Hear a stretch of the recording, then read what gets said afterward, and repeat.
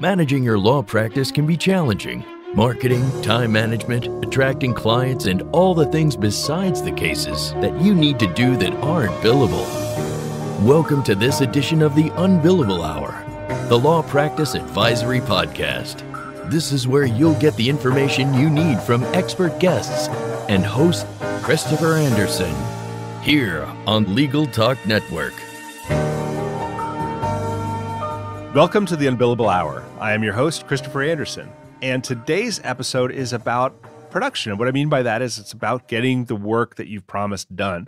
When I talk to lawyers about running their business across the country, one of the things that it's sort of a joke line, but sort of not, that we talk about is that if you don't sell the work that you produce, we call that pro bono, right? Or sometimes we call that going bankrupt if you don't get paid for it because you haven't sold it. But if you don't produce the work that you've sold, we call that malpractice or fraud. And a lot of law firms get in trouble, especially these days, in that their sales go up, they're able to get more clients, get more work in the door, but then they struggle to get a great team together to produce that work. And so we're going to be talking about a good way to get a team together that is not as difficult as you might think. And that's why we've titled today's show, Help is Easier to Get. And my guest is Jaclyn Foster, and she's the founder of the Jaclyn Foster Paralegal Group.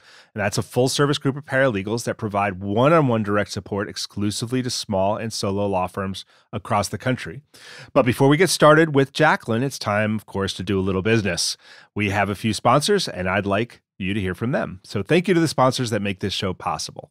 Alert Communications. If any law firm is looking for call, intake, or retainer services available 24/7, 365, just call 866-827-5568. Scorpion is the leading provider of marketing solutions for the legal industry.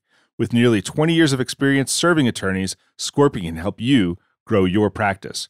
Learn more at scorpionlegal.com. Law Clerk, where attorneys go to hire freelance lawyers.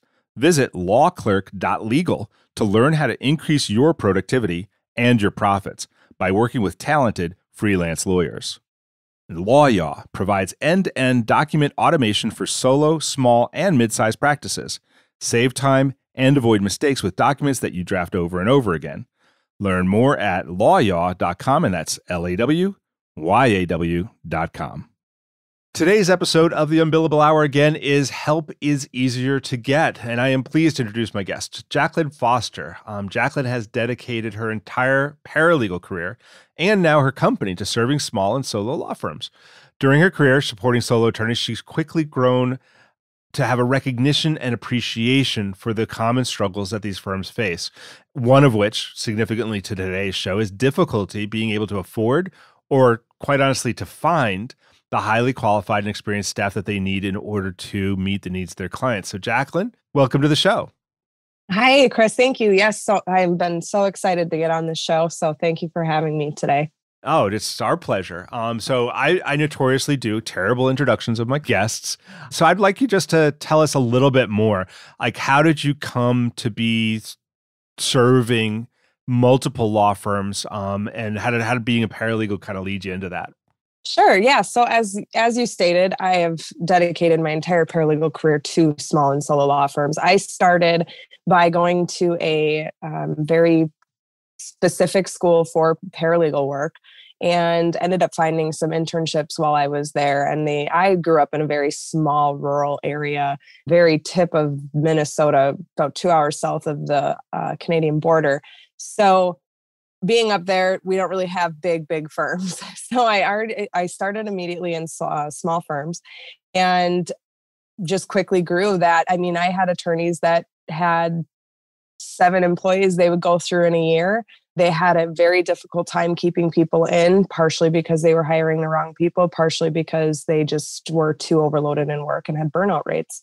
So that fast into now is I ended up moving to an even more remote area in Wisconsin. My husband has a logging business out here, so we decided that it was best for me to move here, but still had a very deep passion for my paralegal career.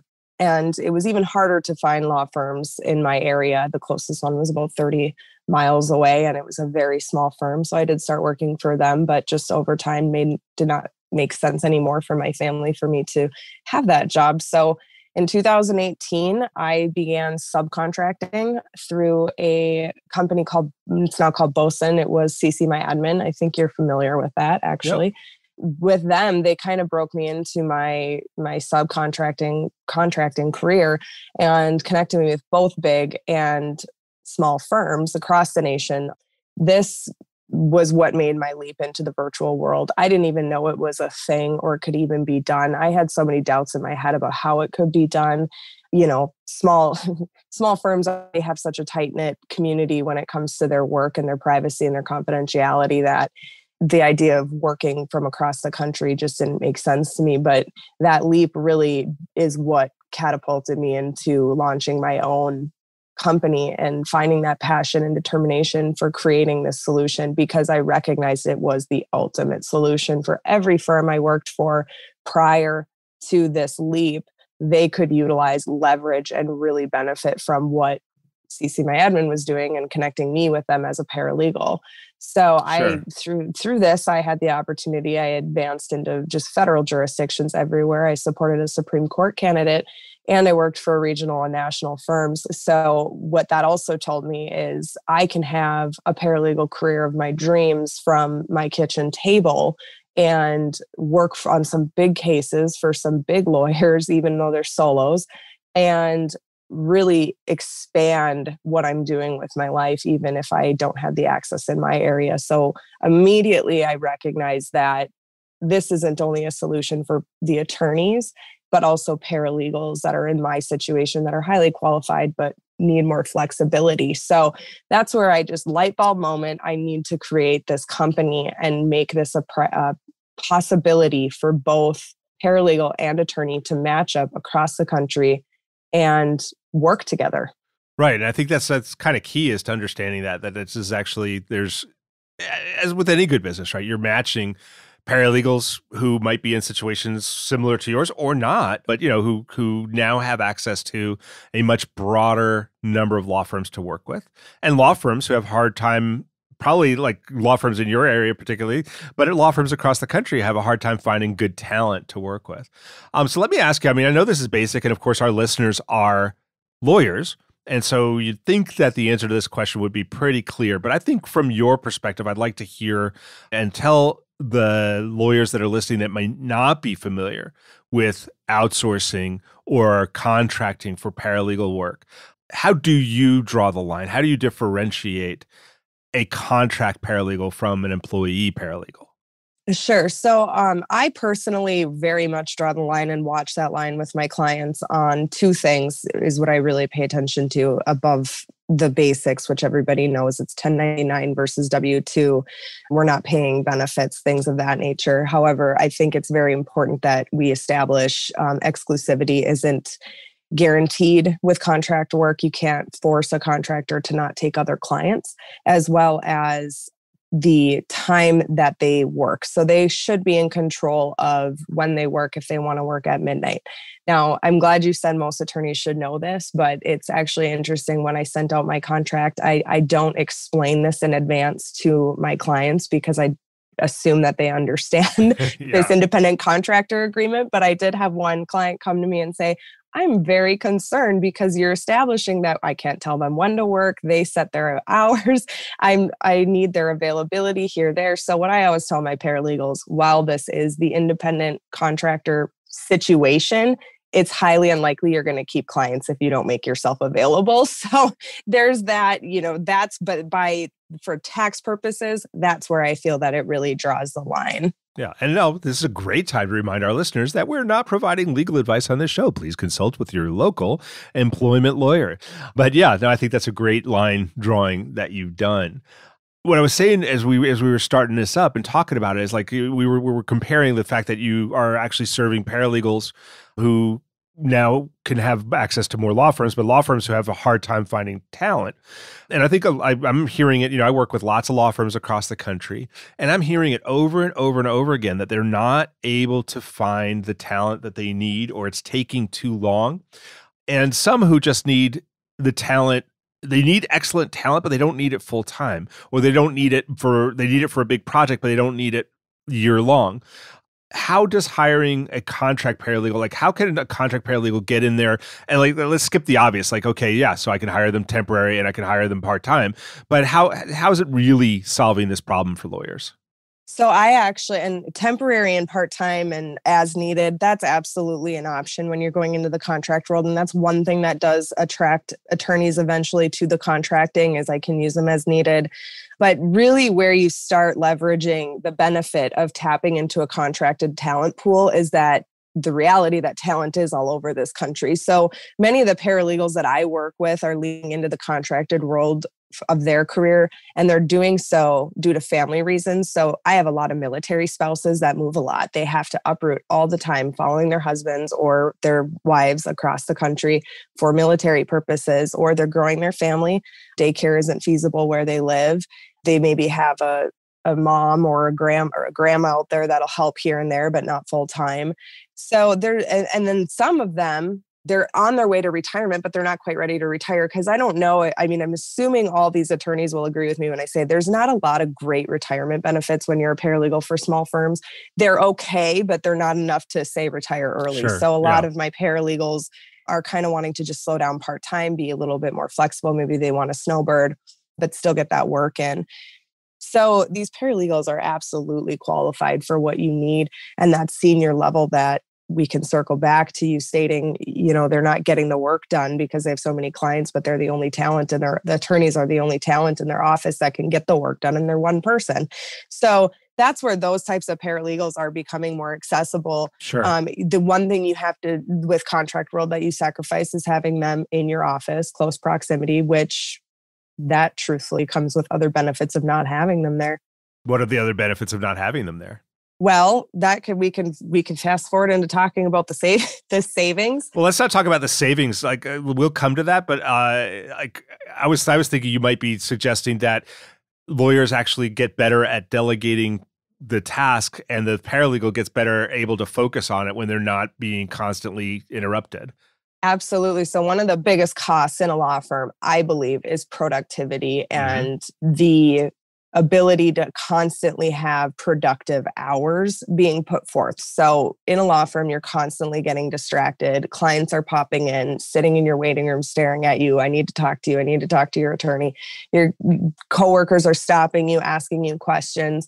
When you're in a remote setting, especially when you're very confident in your remote setting and experience, you can sit down, do the task at hand, really micro focus into what you're doing and clock in. When you're done, you clock out, and that's your work product. And it's very trackable that way. We're not getting distracted. So how long does that estate plan really take to draft in a law firm versus in your own home where there's no distractions? You can sit down and do it, and we can actually track that profitability. Right. And so the law firm is really just paying for production time and not as much for the downtime.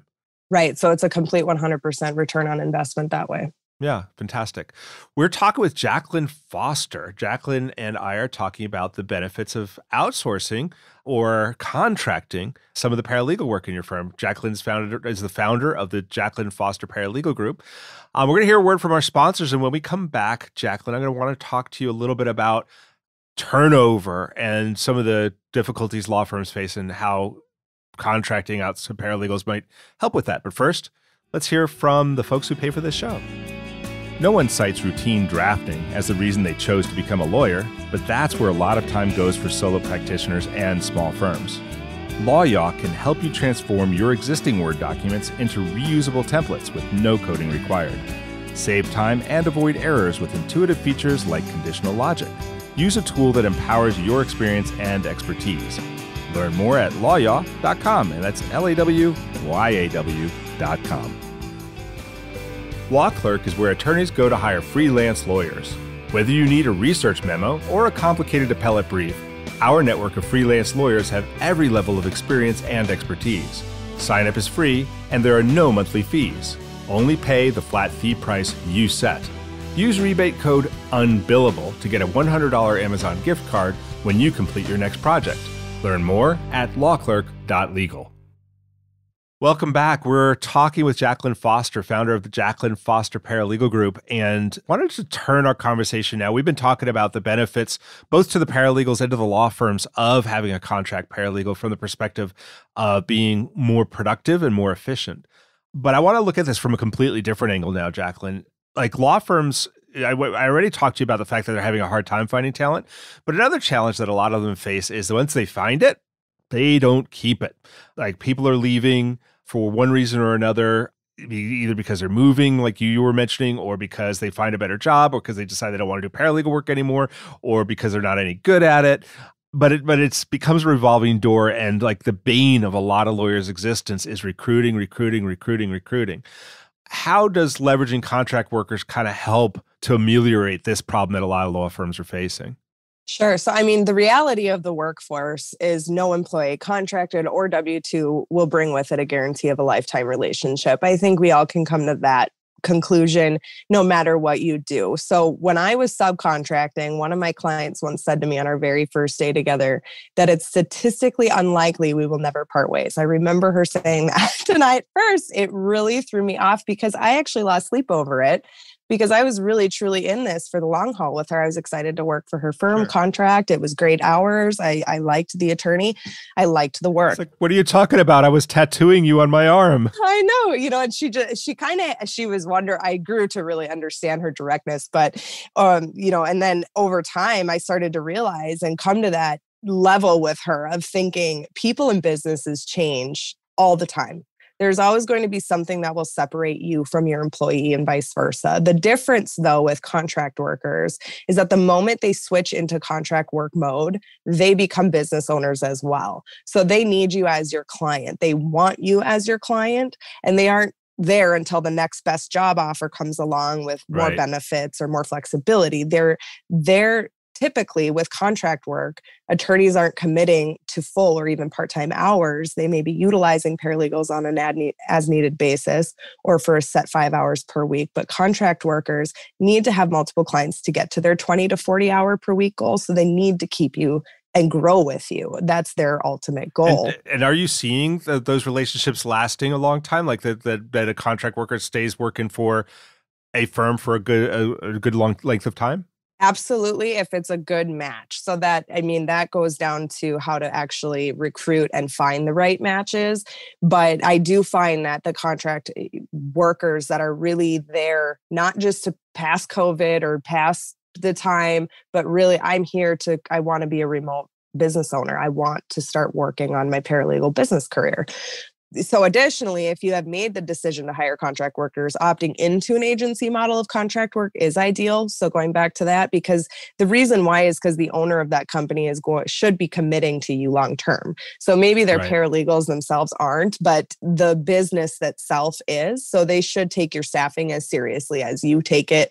For example, one time I've had situations where paralegals I have assigned to attorneys end up finding a full-time contracted position. But them and I have such a good relationship that they're saying, we're not going anywhere. We'll stay here until we get a new paralegal brought on. We'll train her in the systems.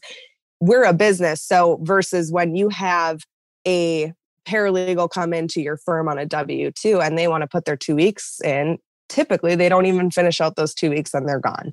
They just leave. They uproot. They say, I'm done. And they go. So that's one difference with the working in the contract world is you're working with more professional business mindset paralegals versus employed type paralegals. Yeah. Yeah, that could be really useful because one of the questions I was going to ask you actually is like one of the hesitations I've heard from a lot of law firms considering this kind of delegation of their work to contract paralegals is that, my law firm, I'm going to take their voice now, right? They say, my law firm has a brand. Our work product looks like this. Our level of quality that we insist on is this. The voice that we bring to our clients and to the documents we create is this. How can I use a contractor to make sure that we're still staying on brand? Sure. So love that question because I'm all about that brand piece of it and bringing in a contract worker. This is where I kind of suggest, unless these people are going to be hidden behind your scenes, stay away from just document drafting services where they just bust it out and send it to your clients and that's it. When I'm talking contract, you're bringing them in as a part of your team. They're getting onboarded into your systems. They're getting trained into your procedures as well as you have them written out and as well as they can. They take on a firm email address. Some of them will set up a certain number with Google Voice that has your area code, things like that. And they introduce themselves as a paralegal for XYZ firm. And so that's where you have to find it. Just because you're hiring contract doesn't mean you can throw out all the other traditional hiring processes out the door. You still need to find somebody that has the same inclusive vision as you and wants to join that team of your practice and bring your firm to the next level as a team. Yeah, that does make sense. When we think about the disruption that we've had in businesses through the COVID-19 pandemic, has this been a blip where people because we're not in the office, people are looking to contract work, or what are we learning through this process or through this time that you think is part of the new model that law firms will kind of stick it out regarding contract work? Well, I think there's a two-tone with what happened in COVID, in the thick of the COVID-19 pandemic, because I've had kind of a fluctuation. I say on two sides. One side of it, the firms are learning that this contract remote virtual setting, or I guess I should just say this virtual setting, is not so out of the ordinary anymore. People are forced to figure it out and jump in and be brave and not be scared about their confidentiality and the breach of all of that. And then the other side is I think that a lot of these attorneys are learning that their direct hires will not be sidelined for long until they find a new opportunity. Many of my now clients called me after the thick of the pandemic around May, and they told me they had furloughed employees during the thick of the shutdowns. Now that they were ready to bring them back to work, they lost them completely to a different firm. So I think they were really learning. I mean, in the moment of a crisis, staff is not going to stick around because it at that point becomes fend for yourself. And you can't blame, these paralegals for trying to find consistent work. Well, they need money. So versus actually when I was working during the thick of the pandemic, I was still contracting with that CC, my admin bosun. They were offering their clients relief off of their contracts. You don't have to hit minimums, saying things like that to say, let's be more flexible with you because we're all in this together. Right. Yeah. Well, that makes total sense. All right. What I'd like to do is we'll take a break and hear from our sponsors here. And when we come back, I want to we've been talking now about kind of how it helps with the hiring and recruiting and training aspect of it and how we can stay on brand. I want to start talking a little bit about the economics. And we kind of touched on it, but I did say we'd come back to it. So we'll hear from our sponsors and then we'll start talking about how this makes financial sense, or if it does. Now more than ever, an effective marketing strategy is one of the most important things for your firm. Scorpion can help. With nearly 20 years of experience serving the legal industry, Scorpion has proven methods to help you get the high-value cases you deserve. Join thousands of attorneys across the country who have turned to Scorpion for effective marketing and technology solutions. For a better way to grow your practice, visit scorpionlegal.com. As the largest legal-only call center in the U.S., Alert Communications helps law firms and legal marketing agencies with new client intake. Alert captures and responds to all leads 24/7, 365 as an extension of your firm in both English and Spanish. Alert uses proven intake methods, customizing responses as needed, which earns the trust of clients and improves client retention. To find out how Alert can help your law office, call 866-827-5568 or visit alertcommunications.com/LTN. Welcome back. We are still talking with Jaclyn Foster. Jaclyn has created the Jaclyn Foster Paralegal Group, which is a solution for law firms to augment, replace, be able to better manage their paralegal team with high quality and the ability to scale and unscale as needed. And one of the things we wanted to talk about when we came back is, let's face it, I think if attorneys that are listening don't know this, they should know this. And they shouldn't be scared by it, but they should know that the hourly rate that you pay a 1099 contractor is typically higher than the hourly rate you would pay the employee that you have on full time. Knowing that, Jaclyn, and I think we've kind of touched on it, but how does this make sense for a law firm to pay more for paralegal rather than just hiring one? Sure. So it really is broken down by taking that average salary of $55,000 per year for a senior level paralegal. So I'm not saying you're hiring somebody straight out of college or maybe a bank teller that has zero legal experience like I was at one point. I'm not saying their average salary. I'm saying the average salary, if you're trying to find talent and somebody that's actually going to build the profitability of your practice, is around $55,000 per year nationwide. So on average, an employee will actually cost 25% to 40% above their salary amount. And this is, of course, a widespread percentage because upon what these firms are planning to offer their employees, this percentage could include recruiting, onboarding, new hire, training, benefits, paid time off, sick leave, insurance, retirement, taxes, et cetera, et cetera. So therefore, when you calculate all that in 25 to 40% above, that full-time hire at $55,000 per year is now costing you between approximately $69 and $77 a year.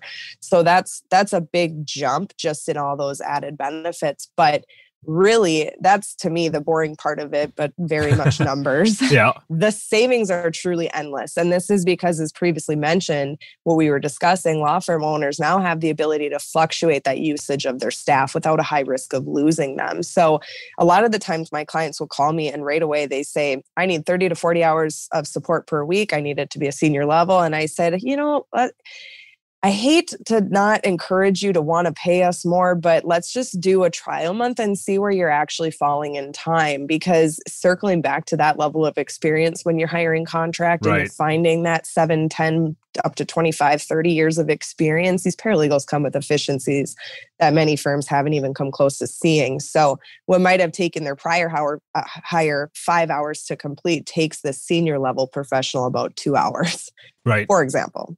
And it's billable, typically, if it's a billable law firm. Right, exactly. So it's all billable. And plus that productivity and elimination of unproductive hours is really what sells that return on investment. Because like you said, it's all billable. It takes me, you can watch as the invoices come through from your contract paralegal. Okay, it's taking them on average about 3 hours to finish a will and have it perfectly packaged and the ancillary documents, et cetera.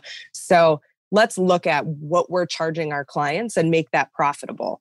So they can really start playing with their numbers and seeing where they want to go, because it's so consistent with that experience and they know it's good work product. There's nothing wrong with it. We're not all perfect, but you know what I'm saying is that it's very consistent across the board on what they're doing. It takes them 45 minutes to draft up a family divorce package, something of that nature, where they can really start seeing those flat fees are becoming more popular with attorneys. I know they're harder to figure out where you land, but that's one way of figuring it out on how much do you want to make. Sure. And I think you kind of alluded to this, but I just want to be clear, like a law firm that's taking on a contract paralegal, do they have to send them a laptop? No, actually, they cannot send them equipment by law. And they're not obviously not adding space in their office. They're not sending them a printer. They're not doing benefits. They're not doing, giving them a cell phone if that's what your firm does, et cetera. So that there's savings there too. But I love the idea of the productive but not unproductive time, because I think that's a huge differentiator as well. Let me ask you, you look at this and I'm sitting here thinking, this sounds pretty interesting. Could I build my firm with no people? Like, could I just go completely contract work, no in-house team?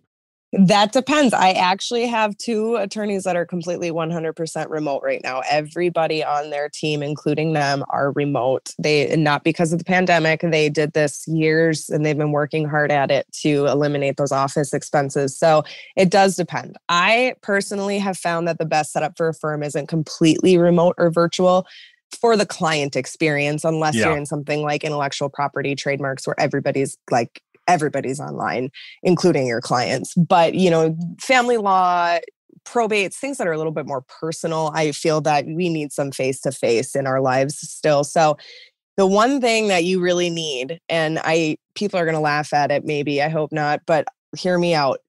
The one thing I feel that every firm needs is a very exceptional secretary. And I say secretary specific because I think that this position is so underrated when people are searching and hiring. They say, okay, a secretary, I can pick up anybody off the street, whatever. They can answer a phone, they can write some emails. A secretary is the person that the client first meets. They become the face of your firm. They are really going back to that brand, your brand. They're a potential new client calls in. That's the first voice they hear in your company. So they can make or break an existing client relationship, and they really do hold a lot of power. I remember when I first started working in the law firm, and I was called a legal secretary when I was kind of interning.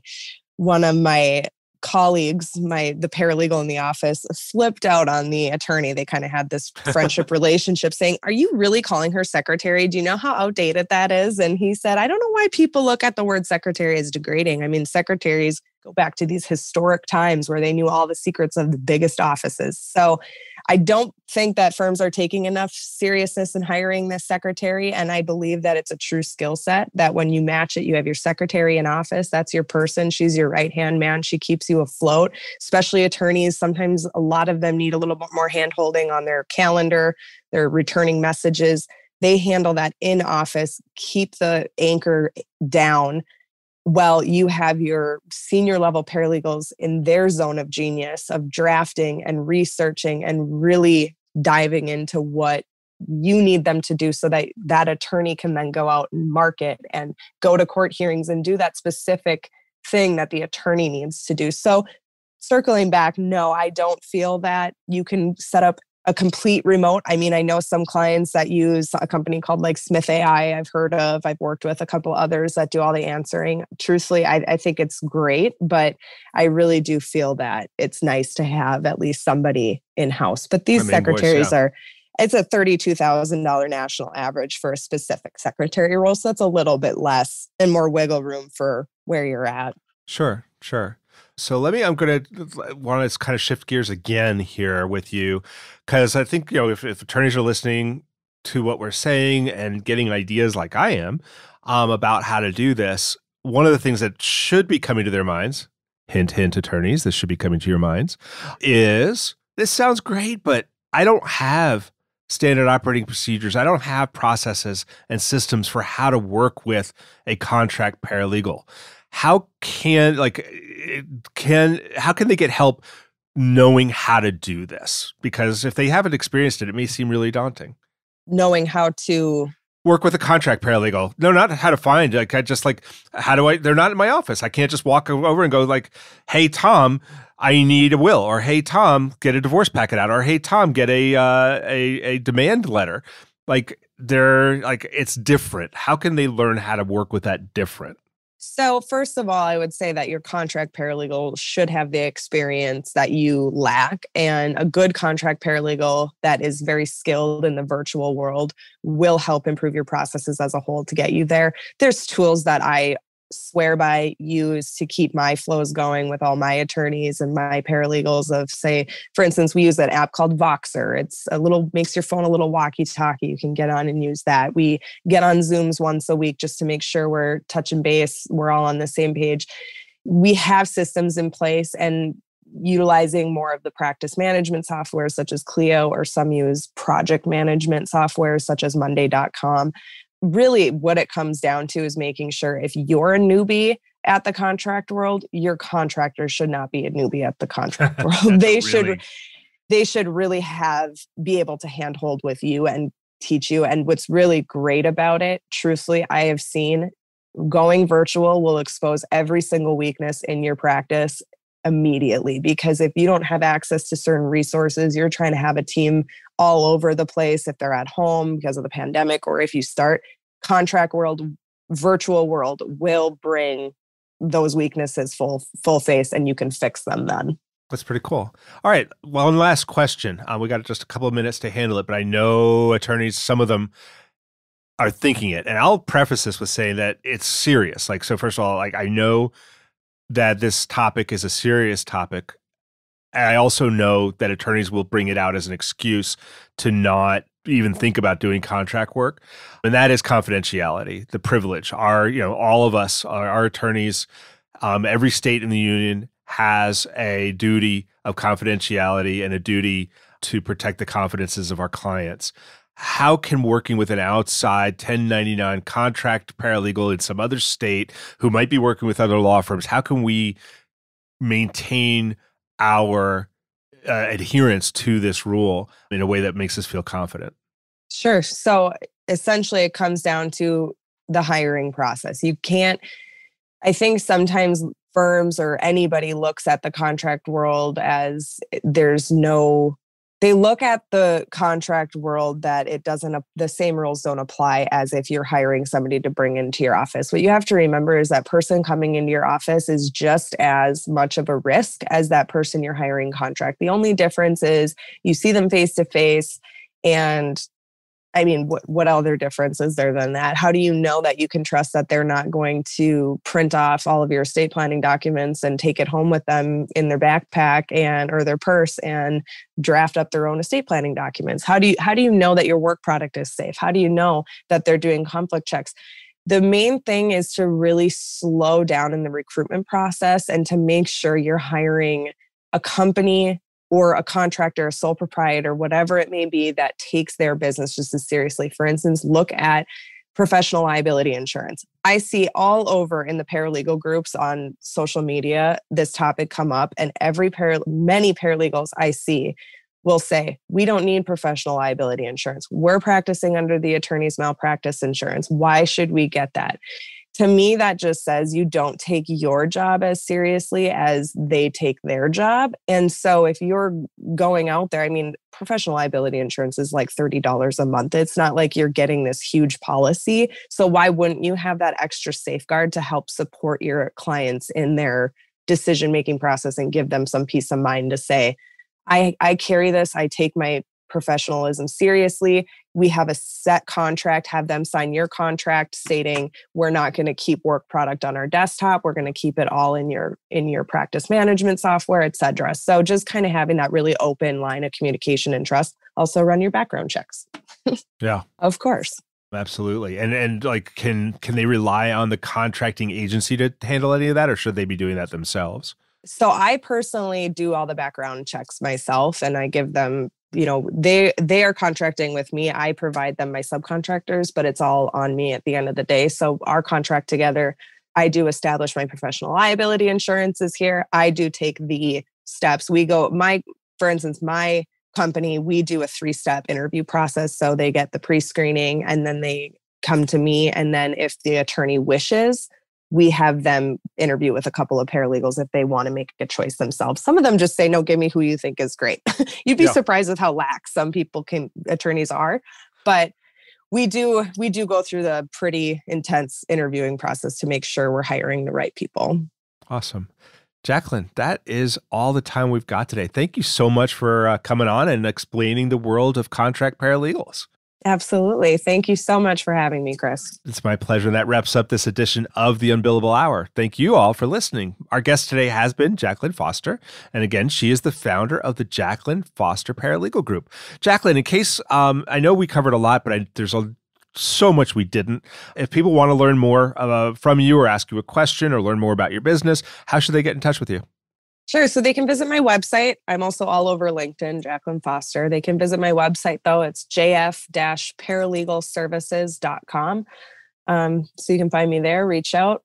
And again, you're Jaclyn, right? I am. That's why I made the web URL JF, because everybody spells my name wrong. Totally makes sense. Well, thanks again for being on the show. Yes. Thank you, Chris. And of course, this is Christopher Anderson, and I look forward to seeing you next month with another great guest as we learn more about topics that help us build the law firm business that works for you. Remember, you can subscribe to all the editions of this podcast at LegalTalkNetwork.com or on iTunes. Thanks for joining us, and we'll be speaking again soon. The views expressed by the participants of this program are their own and do not represent the views of, nor are they endorsed by Legal Talk Network, its officers, directors, employees, agents, representatives, shareholders, and subsidiaries. None of the content should be considered legal advice. As always, consult a lawyer. Thanks for listening to the Unbillable Hour, the Law Practice Advisory Podcast. Join us again for the next edition, right here with Legal Talk Network.